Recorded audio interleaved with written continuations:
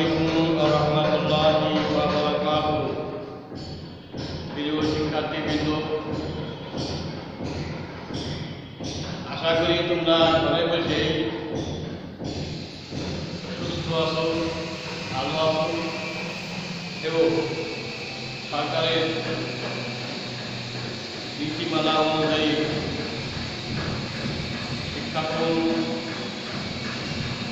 পরিচালনার পদ্ধতিগুলো তোমরা অনুসরণ করছো এবং লেখাপড়ার প্রতি আগ্রহ তৈরি করছো। তোমাদের কাছে এই করোনাকালীন দুর্যোগপূর্ণ মুহূর্তে আমরা আশা করি তোমরা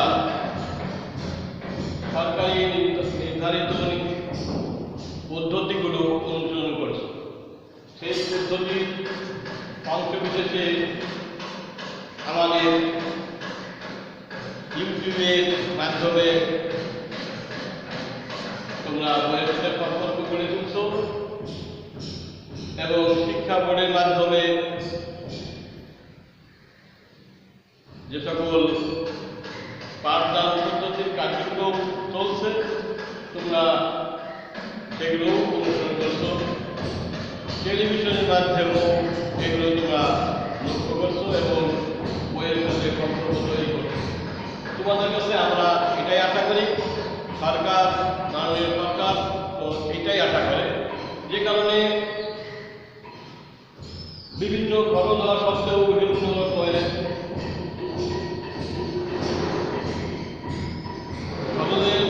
সত্ত্বেও তোমাদেরকে বইয়ের সাথে সম্পর্ক রাখার জন্য, পাঠ্যপুস্তক অধ্যয়ন করার জন্য সরকার এই সকল পদ্ধতিগুলো অবলম্বন করে। সেই পদ্ধতির মধ্যে আমাদের আজকের ক্লাস নবম ও দশম শ্রেণীর ইসলাম ও নীতি শিক্ষা বিষয়ে তৃতীয় অধ্যায়ে 24তম পাঠ তোমাদেরকে আলোচনা করা হবে। 24তম পাঠের মধ্যে রয়েছে শরীয়তের আহকাম সংক্রান্ত পরিভাষা। আজকের আলোচনার পরে তোমরা শিখতে পারবে শরীয়তের আহকাম বা বিধি বিধানাবলী সংক্রান্ত পরিভাষাগুলো তোমরা ব্যাখ্যা করতে পারবে। তাহলে আলোচনা শুরুতে আমরা শরীয়ত কি, এই শরীয়তটা যদিও তোমাদেরকে আগে বলা হয়েছে, বোঝানো হয়েছে, তারপরেও আনুষঙ্গিক হিসেবে প্রশ্নের সাথে সংশ্লিষ্টতা থাকায় তোমাদেরকে পুনরায় শরীয়ত কি এটা সংক্ষিপ্তভাবে বলে দেওয়া হচ্ছে।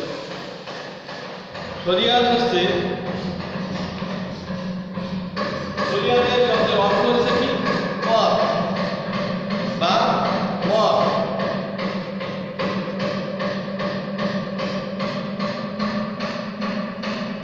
ইসলাম শুধুমাত্র একটি ধর্মই নয়, এটা আমাদের সার্বজনীন সর্বকারী বিধিবিধানের সমষ্টি রয়েছে এই শরীয়তের মধ্যে। তাহলে শরীয়ত পথ বা মত এমন পথ বা মত যে পথের মধ্যে আল্লাহ তাআলা মানব জীবনে সার্বিক কল্যাণের জন্য বিধিবিধান ও আহকাম, আচরণগত বা বিশ্বাসগত সকল দিক নির্দেশনা প্রদান করেছে। অর্থাৎ শরীয়ত হচ্ছে আল্লাহ তাআলা মানবজাতির কল্যাণের জন্য যে সকল বিধিবিধান নবী রাসূলদের মধ্যে সাধারণ মানুষকে বোঝানো হয়েছে, সেই সকল মত বা পথকে বলা হয় শরীয়ত। এই শরীয়তের উৎস কয়েকটি রয়েছে। প্রধান উৎস কুরআন, দ্বিতীয় উৎস হাদিস বা মহানবী হযরত মুহাম্মদ রাসূলুল্লাহ সাল্লাল্লাহু আলাইহি ওয়াসাল্লামের কার্যাবলী কথাবার্তা, অর্থাৎ সুন্নাত বলে আমরা জানি। এরপরে আছে ইজমা, কিয়াস। তাহলে শরীয়তের উৎস হচ্ছে কুরআন, সুন্নাহ, ইজমা, কিয়াস। এই শরীয়তের আহকাম বা হুকুম।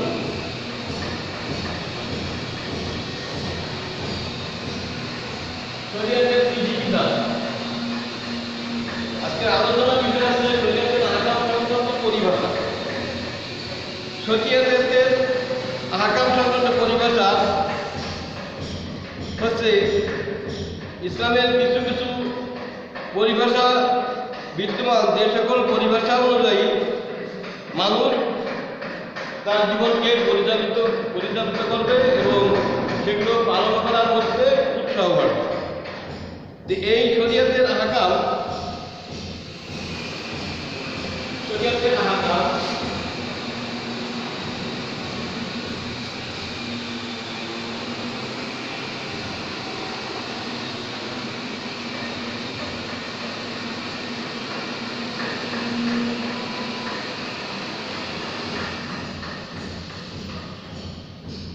এক নম্বর হচ্ছে ফরজ,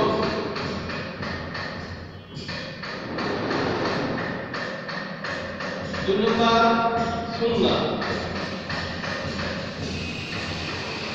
তিন নম্বর ওয়াজিব,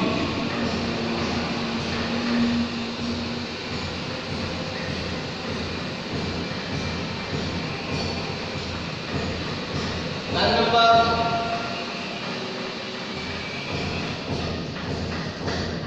মুস্তাহাব,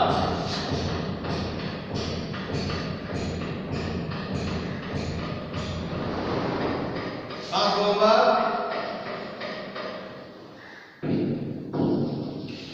মুবাহ। তাহলে শরীয়তের আহকাম বিধিবিধান এই পাঁচটির মধ্যে এবং এগুলোই আমাদের জীবনকে সুন্দরভাবে গড়ে তোলার জন্য বা জীবনকে সঠিকভাবে পরিচালিত করার জন্য এই পাঁচটা শরীয়তের আহকামগুলো অনুসরণ আমাদের করতে হবে। এরপরে আরো কিছু বিধিবিধান আছে, সেগুলো তোমাদেরকে পর্যায়ক্রমে জানানো হবে। শরীয়তের প্রথমে আমরা চলে যাই ফরজ। আহকাম উল্লেখ করতে হচ্ছে এক নম্বরে ফরজ। এই ফরজটা কি? ফরজ হচ্ছে অবশ্য পালনীয়, এটা পালন করতেই হবে। যেমন 5 ওয়াক্ত নামাজ পড়া, আমাদের শরীয়তের বিধান অনুযায়ী 5 ওয়াক্ত নামাজ পড়া সকলের উপরেই এটা ফরজ, সকলেই এটা আদায় করতে হবে। রোজা পালন করা, সিয়াম সাধনা করা, এই সিয়াম পালন সকল মুসলমানের উপরেই এই শরীয়তের বিধানটা পালন করতেই হবে। অন্যভাবে ফরজের মধ্যে আরেকটা যেমন হজ করা, এটাও হলো অবশ্য পালনীয়, কিন্তু এটার মধ্যে সম্পর্ক আছে ধনী গরিব। এই হজটা ধনীদের জন্যেই, ধনীদের উপরেই ফরজ, গরিবের উপরে এই হজ ফরজ হয় না।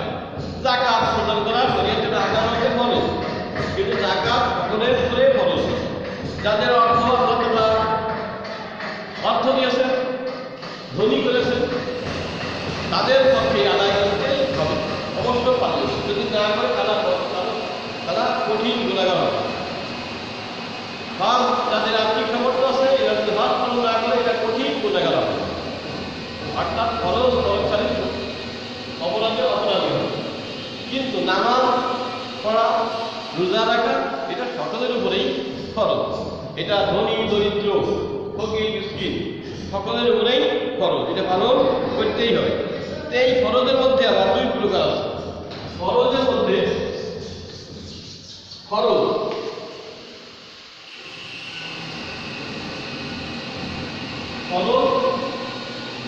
দুই প্রকার।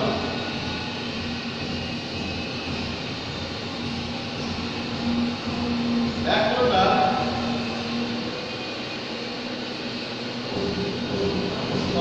আইন, দুই নম্বর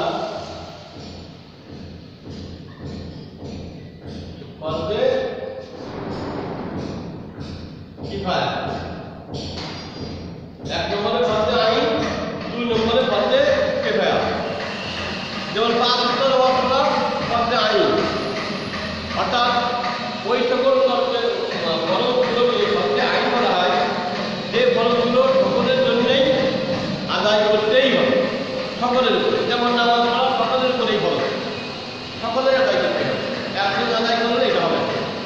রোজা পালন করা সকল বয়স্ক সুস্থ সকলের উপরে এটা ফরজ, একজন আদায় করলে এটা হবে না।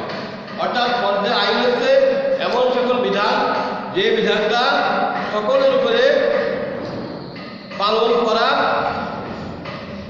অত্যাবশ্যক, পালন করা আবশ্যকীয় প্রত্যেকের উপরে, একেবারে ফরজে আইন। যেমন নামাজ পড়া, রোজা রাখা ইত্যাদি ধরনের। সদর টাকাও হয়,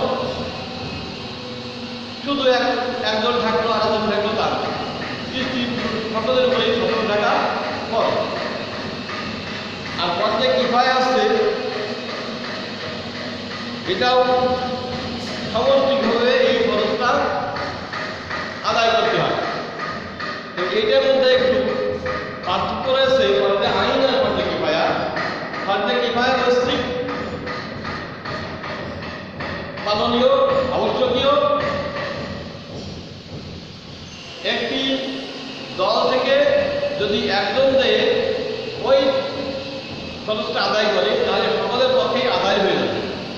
আর যদি কেউই না যায় তখন কিন্তু প্রত্যেকেই দায়ী থাকে, একজন নয়, প্রত্যেকেই দায়ী থাকে। কিন্তু একজন যদি আদায় করে তাহলে সকলের পক্ষে আদায় হয়ে যাবে। যেমন জানাজা নামাজ যদি আমার পরিবার থেকে ওই এলাকার থেকে একজন যে অংশগ্রহণ করে তাহলে সকলের উপরেই ওই ফরজটা আদায় হয়ে যাবে। কিন্তু যদি ওই সমাজের থেকে কোনো ব্যক্তি জানাজার কথা শোনার পর ওই সমাজের কোনো লোকই না যায়, কোনো লোকই আদায় না করে, তাহলে সমাজে প্রত্যেকেই দায়ী, একজন নয়, প্রত্যেকেই দায়ী। যেমন জানাজা নামাজ পড়া একটা সমাজের থেকে জানতে পারছে যে অমুক জায়গায় জানাজা হবে, সেখানে যে হাজির হয়ে একজন মাত্র ব্যক্তি জানাজা আদায় করছে, সকলের পক্ষে ওটা আদায় হয়ে যাবে। কিন্তু যদি একজনও না যায় তাহলে প্রত্যেকেই ব্যক্তিগতভাবে দায়ী থেকে যাবে। এটা হচ্ছে ফরজে আইন। কাজে ফরজ হচ্ছে অবশ্য পালনীয়, কুরআন হাদিস দ্বারা, শরীয়তের উৎস দ্বারা প্রমাণিত, এইগুলোকে বলা হয় ফরজ। আর ওয়াজিব, এবার দ্বিতীয় নম্বর আলোচনা যায় ওয়াজিব।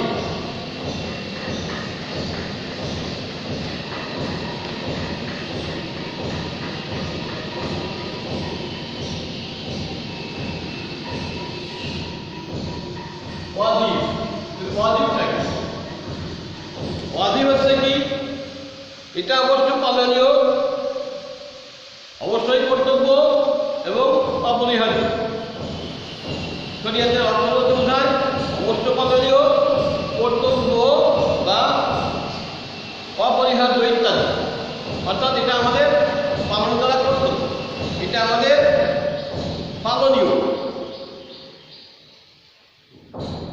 কিন্তু ফরজের মতো এটা শরীয়তের বিধান দ্বারা প্রমাণিত নয়, পালন করা কর্তব্য। শরীয়তের বিধানটা আমাদের পালন করা কর্তব্য, কিন্তু ফরজ নয়, ফরজের কাছাকাছি, ফরজের বিধানের কাছাকাছি। এই বিধানকেই বলা হয় ওয়াজিব। যেমন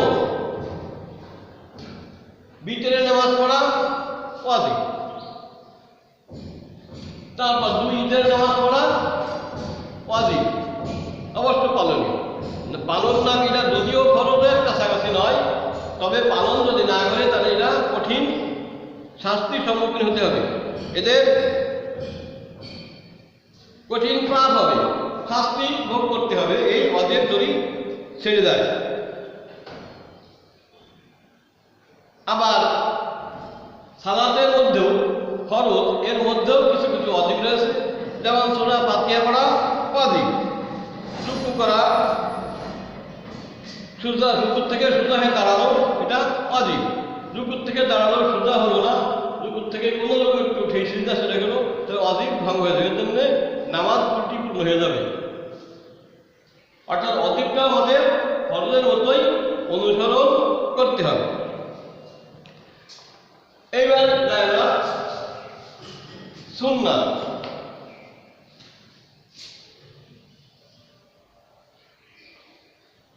সুন্নাত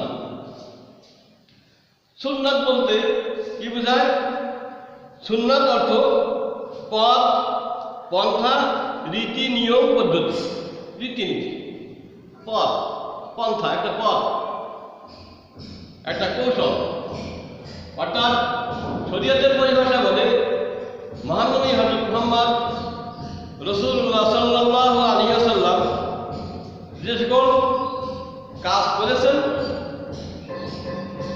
এবং মানুষকে করার জন্য উৎসাহ দিয়েছেন, নিজে যে সকল কথা বলেছেন, এইগুলোই বলা হয় সুন্নাত। এক কথায় রাসূলুল্লাহ সাল্লাল্লাহু আলাইহি ওয়াসাল্লামের কথা, কাজ এবং মনোসম্মতি সবগুলোই সুন্নাত এবং হাদিসে বলা হয়, এদেরকে হাদিসে বলা হয়। এটা সুন্নাত। যেমন আমাদের মধ্যে কিছু কিছু সুন্নাত আছে। সুন্নাত, এই সুন্নাতের মধ্যে দুই প্রকার। এক নম্বর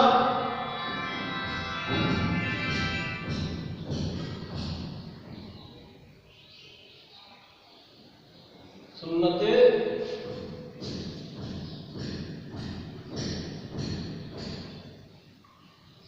মুআক্কাদা, দুই নম্বর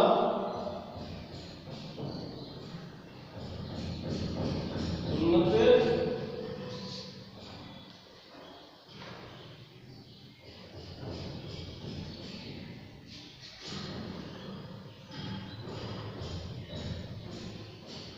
গায়রে মুআক্কাদা। সুন্নাতে মুআক্কাদা আর সুন্নাতে গায়রে মুআক্কাদা।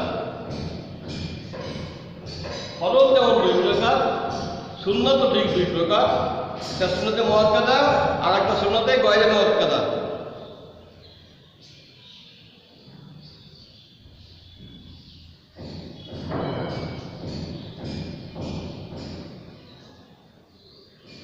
তাহলে সুন্নাতে মুআক্কাদা কাকে বলে?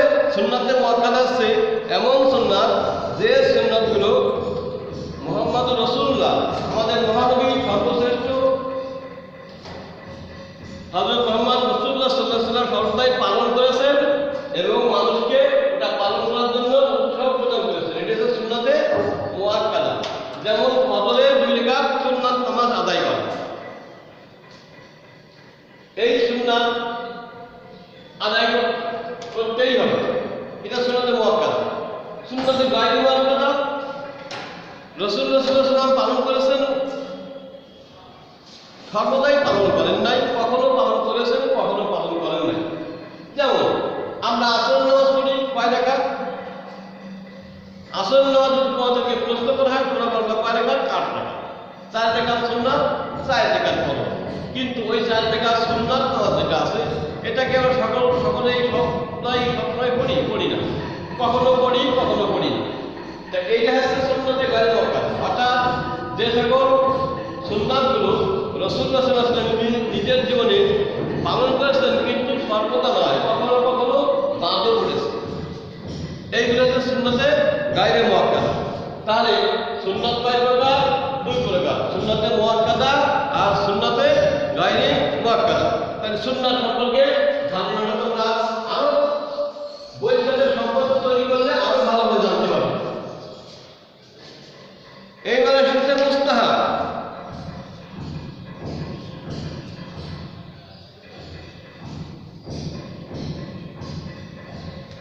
মুস্তাহাব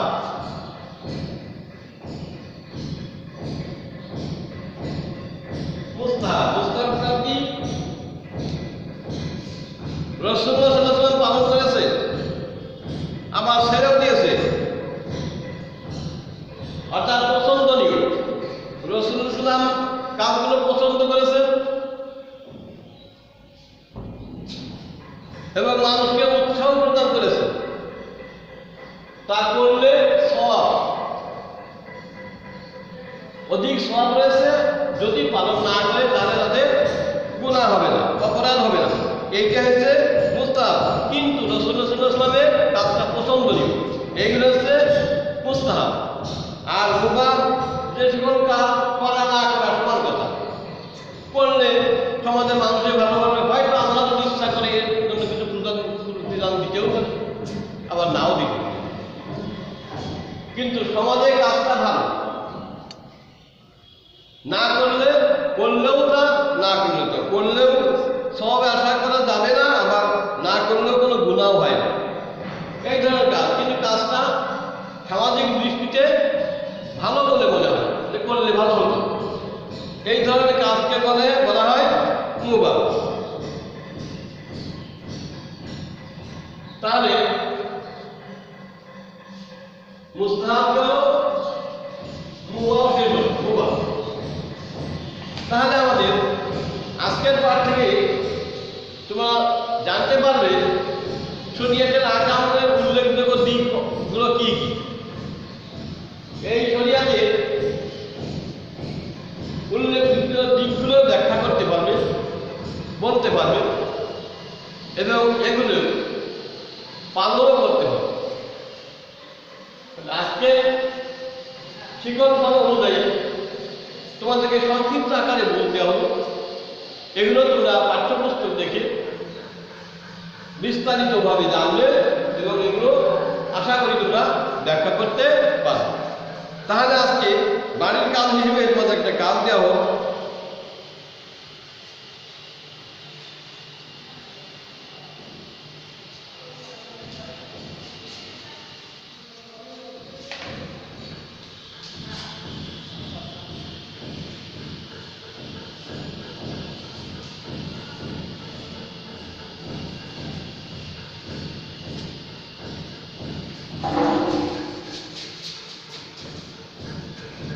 শরীয়তে আহকাম সংক্রান্ত পরিভাষাগুলো জানতে হবে। শরীয়তে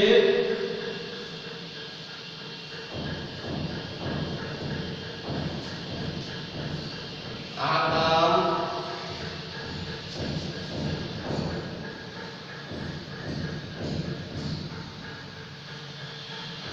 সংক্রান্ত বিষয়গুলো একটি তালিকা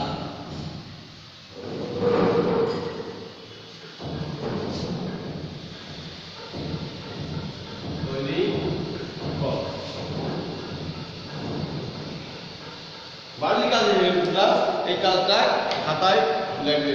আশা করি সকলকে ধন্যবাদ জানিয়ে সালাম বিনিময় করে আসসালামু আলাইকুম।